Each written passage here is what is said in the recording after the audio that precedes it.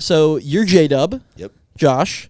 And one of the reasons why I respect what you do so much is that, you have your professional pursuit in DJing and you also have a full-time job. Tell me, what is your full-time job? I coach and train at Orange Theory Fitness. And how long have you been doing that for?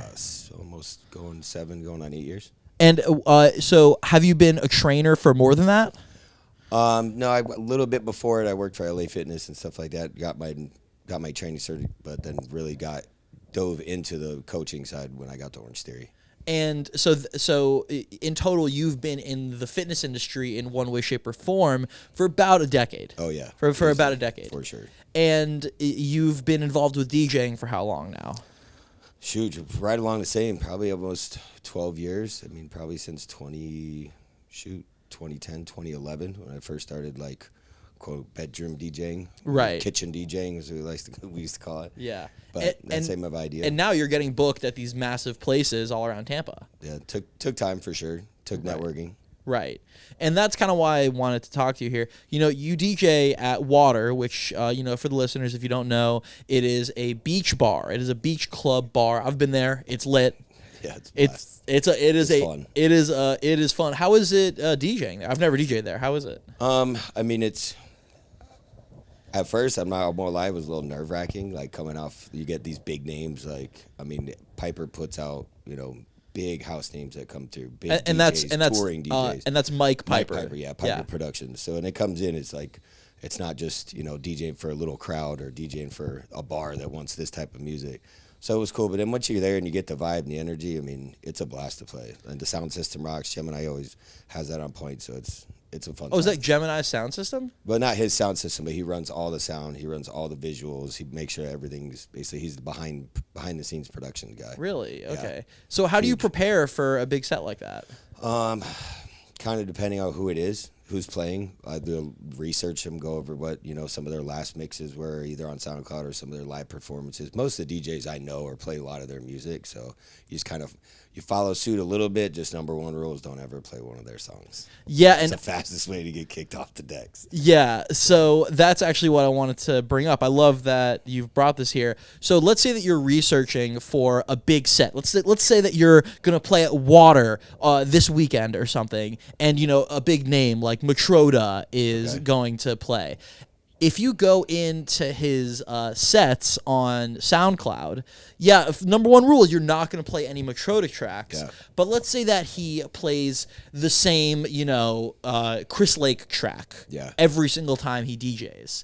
And he kills it in some way, shape, or form. He sort of made it his own, even though he is just maybe all he's doing is adding a snare roll from the RMX 1000 to it or whatever it may be. Is it appropriate to play that song? I mean, that's tough because it depends, especially knowing that something's hot, like when Fisher and Chris Lake dropped. God, I forget the name of it. Take It Off. Take It Off. When that first dropped, everybody knew don't play that before. If the artist didn't play it and you play after the artist, then it's okay. But 90% of the time they're gonna play it or they're gonna play a remix of it. So if you know something's really hot and you're playing, it's better off not to play it. Especially if you're direct support, right in front, because you don't want the people to hear the same two songs, within same hour or 2 hours of music playing. I've never thought about that before because I have talked about the ethos behind opening for an artist. There's a lot of merit to the opener not playing the hypest music and tiring out the crowd. But I haven't heard, even let's say that Matroda's playing, and right now, let's say that Matroda's playing, and you want to play, the song "Relax My Eyes" by another or a Notes or whatever they're called. I guess, and that's the hottest stuff right now. Yeah, right. You're on the same page. Yeah. But the question is though, that's not really their song. So do they have rights to play that song if they're the big name DJ? Or better yet, let me back up. Is it inappropriate for the opener to play a big well-known song before the main artist if that big well-known song is not that artist's song? If it's brand new and super hot, I don't. That's just me personally. I want to call it steal energy or steal fame. Right. But if you just know that, like I said, top 10 on Beatport, or you've listened to their mixes, like you said, and they drop it in the mix or something like that. Now, I've played remixes of songs like that, or different edits of it, where it might be that song, but it's a different, like Take It Off by Dave Summit's got a techno edit of it. Like something like that can be different than actually playing just Fisher and them song. But I still wouldn't play that till after the artist. You make a good point. And also, one of the biggest jobs of the opener is to just set the vibe, like is to sort of put the main artist on a pedestal. Yeah, for sure. And it's a lot tougher than a lot of people think. Everybody just wants to go out there and throw bangers and be the headline, be that kind of set. But it's actually, I think it's tougher to be an opener than it is to be a headliner. Why is that? Just because, like you said, the setup is important to do it. You don't want to steal any energy from the headliner. You also don't want to turn the crowd up too fast. Like you said, like it's all right if you kind of run them through like a wave or like roller coasters, but all depending on who the artist is, you want to save we don't turn the volume up till the headliner comes on, like the CO2 doesn't go off till the headliner. You save all that energy for that main act as it comes through. Mm-hmm. Like Hamo is one of the best to do it, and getting to watch him and practice with him and seeing how he sets up and how he goes through. Like he'll have a couple of tracks that he knows is going to be a hit, gets everybody involved, and then kind of gets away from it, and then kind of builds up again and gets away from it. And right before the artist comes in, you kind of bring the energy back down, so everybody's kind of getting hyped especially at Water, when the artists walk in from the side and they see the bottles coming around, everybody starts getting amped up and starts running to the stage. You don't want to be playing, something jumping off, and you just kind of leave that beat coming until leave that energy for them to show up. You're really answering a question that I had that I didn't know need answering. So Camo has this opening set for Clooney on his SoundCloud. Yeah. And I've listened to it a few times, and I've never brought this up on a podcast. I never thought that I would. But I've listened to it a few times, and I've thought to myself, this is kind of like, it's not that it's boring. Yeah, it's just soft. But it's just like soft. It's like, it's not like crazy high energy. But what you're saying right now makes so much sense. Thank you. Yeah. Yeah, I think that you really just imparted some really important knowledge on it took people. me a while to learn that too, because like you said, coming out and wanting to be... It's fun to play bangers. Oh, yeah, absolutely. Everybody wants that energy. You want that jumping around. So that's why I said it's been a lot of fun at Water recently, is getting to play after the artists. Like, opening was kind of, nerve-wracking to go through it. After, it's like I get to try and keep that energy going, and that, to me, it's like it's a blast. That last hour or last hour and a half after, they walk off. There's been a couple times, like, Biscuit sat right next to me, threw on a couple of tracks while I was playing, or like... So it's cool to see the artists will still kind of stick around. Yeah. And then, like, they'll hang out in the cabana and whatnot, and then they'll take off, and the crowd just stays there. When you keep them there, to me, it's a lot of fun. Mm-hmm. Well, one thing that I find really interesting about, what I observe from, big artists is that they will stick around. After their set, they'll stick around, and they'll, back to back with whomever is... Yeah, a lot of them are a lot of fun. As long as, if they didn't come off like a red eye or something real early from a late night set the night before and being tired. But if they don't have anything like the rest of the night, like Hayden James, he was great. Absolutely cool dude, hung out with us, even went to ODS with us. Like, I took him out. He didn't have anything till a flight in the morning.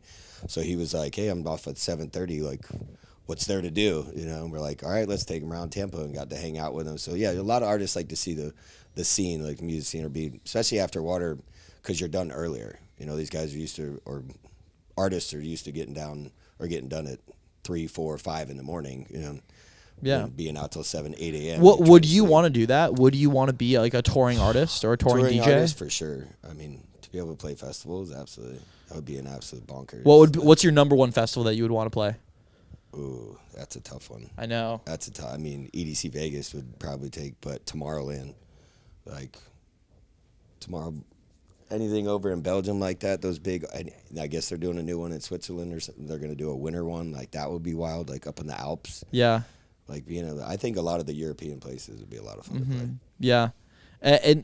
But with that being said, like, that, I feel like there's really two paths that you can, there's many paths. What I'm about to say is a false dichotomy, but, like, being like a local opener and closer, has its massive benefits. That being like, traveling does sound fun, but when you're traveling nonstop, it can be, sort of a thorn in your side. Like talk about it where he was in Miami, then goes to London, then flew to Vegas, and then flew back from Vegas up to New York, and he was just like, and he traveled by himself most of the time, just a backpack and a bag, and a USB. Man. Yeah, and a couple of USBs.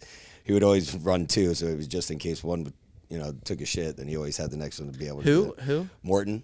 Morton. Okay, I don't know Morton. Morton does does all the big future rave movement now with David Guetta. Oh, cool. He's a Viking, whatnot. Yeah, he's really cool dude, really nice. He's played like the Carnival. Nice. I think it was last year, and then he's played Water a couple of times. And it's such first world problems to say, oh my gosh, and I flew to LA, and then I flew to Miami, then I had to go back to LA because then I had a show, but then with the time change, I got no sleep on my flight I flew to London. All I did was I slept on the plane, and so annoying. Sleep when you travel. That's what I always hear from those guys. You sleep when you travel. Yeah. Because you're up pretty much the whole time when you're there, whether it's doing media stuff or promo stuff or meet and greets, things like that as it goes to. One thing that Joe Rogan has talked about before is he used to be a traveling comedian. He would be on the road, but now he doesn't do that. Like now he'll go on very small tours, and he'll come back home. And I love the way that he's procured an audience because he doesn't have to go far. I don't know where he lives in he lives in Texas, but he has a huge audience doing something that he doesn't need to travel for, and whenever he wants, he can travel. Listen to a couple of his, he's like, I do what I want at this point, making enough money where I don't have to worry about what anybody's going to tell me what to do. Yeah. Must be a nice feeling. Yeah, exactly.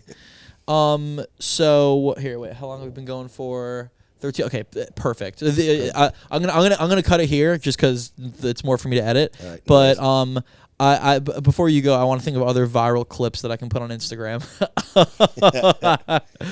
Let's talk about the Music Bureau. Okay. Yes. So you are part of the Music Bureau. That I am. Right? Oh shit! Hold on a second.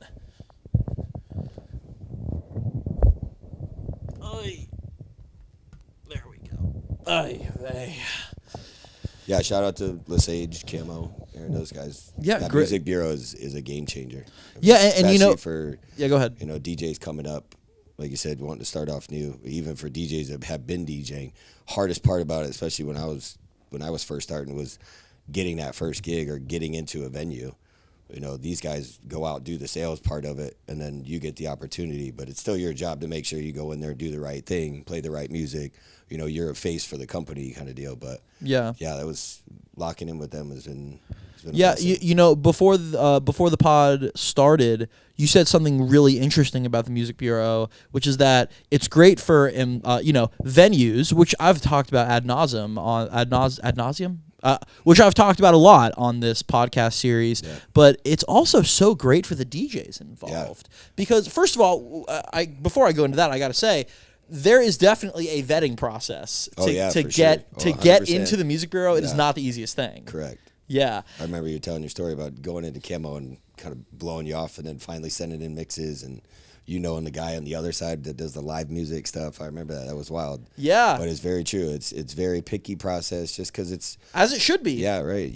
You're representing. You're a face. You can send somebody in there that's going to play bangers all day when it's a bar that wants top 40. You kind of got to know they call it the SOP or your standard operating procedure. Like these are the tracks, these are the ideas, this is what the venue. So for clarity for the people listening, with the Music Bureau, if you get accepted into the Music Bureau, you are able to basically pick and choose what DJ gigs you get, but you are given your standard operating procedures. Yes. You are given your rules. Yep. And if you don't follow those rules, it's very quick out. It's a very easy way to not get find booked. Yourself, especially there, and it's cool too that once you play at a venue, say like Postcard Inn or you get to play say Yeoman's or things like that. Even if I'm someone new that's trying to bid into it, I may bid all the gigs or try to get the gig and not get one because the people that have played there if you're playing good and management likes you and they like, you're going to get first dibs at the gig. So, Yeah. which is respectable. It's nice to like have a spot that you can consistently play and be like, okay, they like me, and then not just get thrown out the next week for somebody else. You know? Exactly. Like, Yeah, so it's cool. I like how they do that. I do have to say, so when I first joined the Music Bureau, I was getting a lot of gigs with PCI, which was great. I loved it. It was so fun. And then to be totally fair and honest, I violated the SOP. I played some rap. Oh yeah, Which and Ed don't like that. Yeah, Ed don't like and you know, I will be the first person to say like that. Like the response that I got from management was fair. Yeah. It's like, I know that I'm not supposed to play rap. I played rap, and like, it's like, hey, dude, don't play rap. And what I've done, honestly, over the last like few months, I've definitely taken like a back seat to really go accepting any bookings, or just like picking any bookings from through the Music Bureau, just because like I needed to stop accepting gigs because I needed to get more organized. It's just a fact. Yeah. Like I was having true. a lot of fun at the like through the Music Bureau gigs, and I obviously I was, you know, as professional as I could be. But now, honestly, I just have a lot more experience DJing and a lot more experience preparing things. And so I'm DJing at PCI on October 14th. I start at 5, and dude, I am so prepared. Yeah. Like it is the number one theme that I hear from PCI is this: play sexy house. Oh yeah, absolutely. I played on last Saturday, same thing. Played 1 to 5. I just upbeat house music, sing along house music. Like people up there, they'll come out, they'll start dancing right in front of the stage. Like PCI is a good time. Even I was thinking, oh, it's the end of summer, it might not be that busy. It was still. PCI just still stays packed, so yeah, it's good. It's a good time. Yeah, and it's so beneficial. Like the Music Bureau really complements PCI, and PCI really complements the Music Bureau. Like it's such a mutually beneficial such a mutually beneficial relationship, because through the Music Bureau they're gonna get, you know, 99 out of 100 times that they have a show, the DJ is gonna be on point. Right. And at PCI, that DJ is gonna have a great time because PCI is just a great place to DJ. Yeah. Oh yeah, absolutely. It's wonderful, man. It's nice about that too. And it comes to the Music Bureau is also selecting gigs. Like you can go in and look like, oh man, I want to play there, but then see what kind of music they want and be like, you know, that's not my strong suit, or that's something I don't want to jump in and just throw songs together kind of thing. So it's nice. Like Hotel Hyatt has like a very, you know, niche of house music and Latin house and things like that. And I'm okay with it, but at the same time, like I went there to go see the vibe and was like, this just wouldn't be my strong suit, even though I would love the money. Like anybody wants to play and get the money, but to have the respect of the Music Bureau, I don't want to be that face and then end up train wrecking a set. And then just like you said, being like, oh, okay, well, won't use you again, you know, and kind of shuffle you off to the side. You just don't want that bad taste.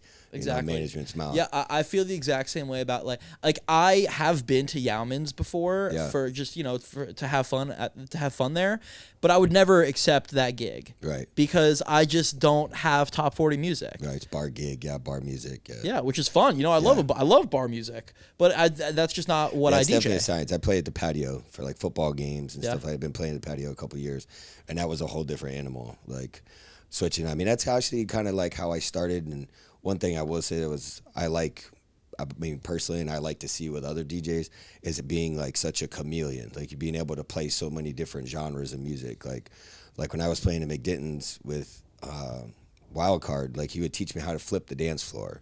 Like you're sitting here playing hip hop and everybody's jamming, but if you're playing hip hop for 30, 45 minutes, like management wants you to flip, so he would play like an emo song, like Lit, like nah, nah, nah, nah, nah, and everybody's face, he'd look at me just be like, wait till everybody looks, and then just throw you the nastiest looks. But then they would walk to the bar and they'd start drinking, and everybody at the bar that liked emo would come to the dance floor and start singing. So it was cool to see like how he could manage music and still make the bar money. Like you just don't, like learning those traits and those tricks, I was like, all right, this is pretty cool. Like being able to play top 40 or being able to play emo or being able to play, you know, throwing even some 80s rock music in as it goes through. Like when I play for football games, like girls, things, I mean, gets everybody's all ages watching football games at the bar, you know? So it's like you have to kind of be that chameleon through. I love that concept, flipping the crowd. Yeah, flipping the dance Yeah, floor. because you know that as soon as you stop playing hip hop, you're gonna get some really nasty Oh looks. man, it was hilarious. We used to try and count them to like see like how Really? many you go to. Oh yeah, it was hilarious. But then it's like, although that crowd is maybe going to be upset at the DJ for a Yeah. second, I'll guarantee that they're going to make the venue really happy when they go and buy a bunch of drinks. Exactly. Because That's what it's like, especially when you're playing bars and starting out like that. Like people aren't there to see you; they're there to be like your job's to keep people in the door, make sure they're spending money at the bar. The more they can stay on the dance floor, like we used to say, as long as the girls were dancing, the guys will stay and buy drinks. If there's no girls dancing on the dance floor, or you don't see any drinks on the dance floor, then you've been playing the music for too long. Then you need to so flip what okay, it goes to. so how do you get the crowd to go and buy drinks? I mean, playing just off switching genres. That's usually the biggest thing.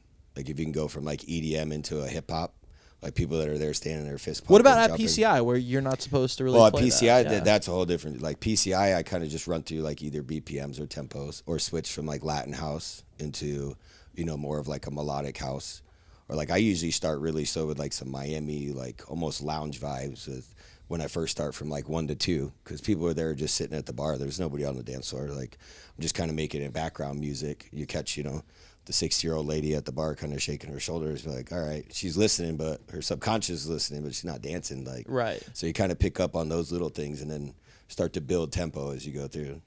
What about like, I mean, okay, PCI at like 7:45 p.m. or like 8 p.m. when there's maybe 20 people there. Yeah. What kind of music are you really supposed to play at that time? I mean, good question. I've always had the 1 to 5 shift, or 1 to 4:30, whatever it was.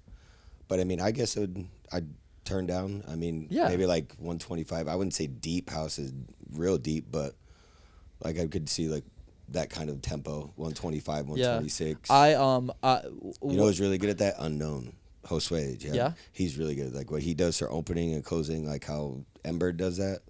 Like he does perfect. Like especially when he closes, he'll just the whole kind of tempo slows down enough for everybody still drinking, kind of enjoying it, but then, are on the way out the door. They're not wanting to stay there raging at 1:45, 2 o'clock in the morning. Right. So that's definitely one of his really good traits. Nice. Tricks. Yeah. We're me and him are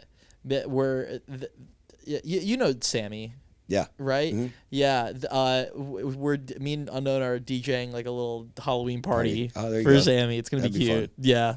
I'm excited about it. Yeah. Unknown's great. Yeah. Camo was just in here and he brought Unknown and just like, that was a cute little podcast. Definitely have to go to the carnival though. Yeah. Oh yeah, for sure. For Sunday sure. Would be a good time. Camo and I would be back to back on Sunday.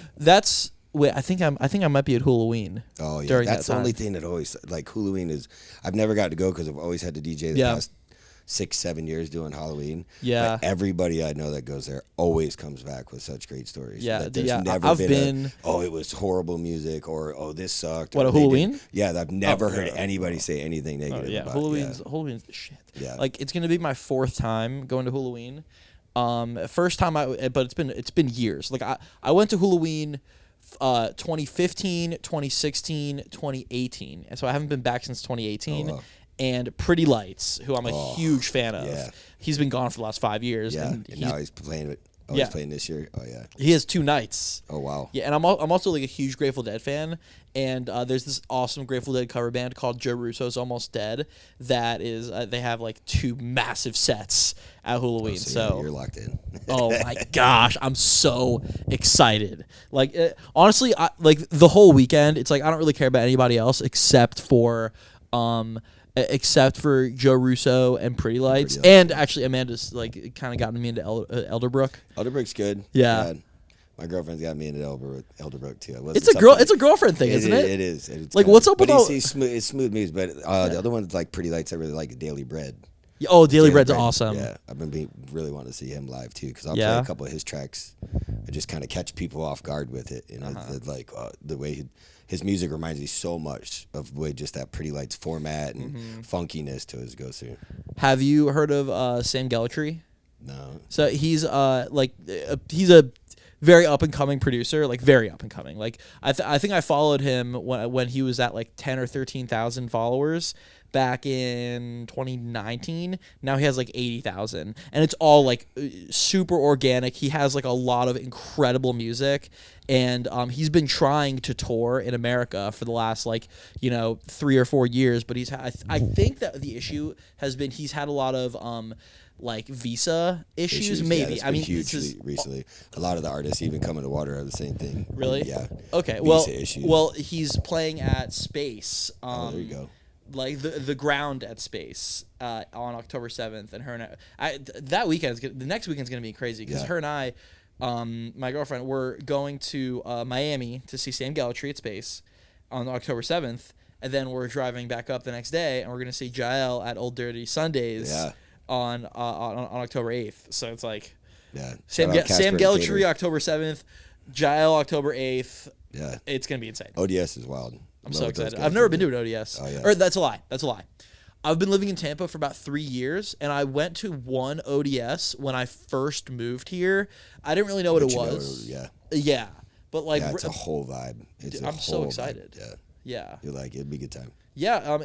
So Casper was on yesterday, and he was telling me about the origins of ODS, and he told me the whole story about how it all got started. That's cool. I can't wait to hear that. Did you know that when they first started, it was all free food? Like you would go in. Oh no. Yeah. I mean, I've been there. I was there probably first time was maybe like 8-9 years ago when they were first. Because like I said, a good friend of mine, Joe Heist, we used to go out every Sunday after Lodge and stuff. And then when they would start partying, and then Lodge kind of shut down, it was starting to get back to hanging out into Ybor and stuff like that. And then we would go there. It was kind of like the stop of Sunday nights was always ODS, and you'd sit, and it was always cool because it was always that little almost like an alleyway, their little patio kind of feel, like big concrete walls and things and whatnot. But the dope part is just the whole atmosphere, the dancing, the music. Like you hear stuff you don't ever hear, underground, whether it's hip hop. And I mean, been there before and heard disco, and it was just, I mean, every time you go, it's always a good time. That's awesome. So it was wonderful having you on.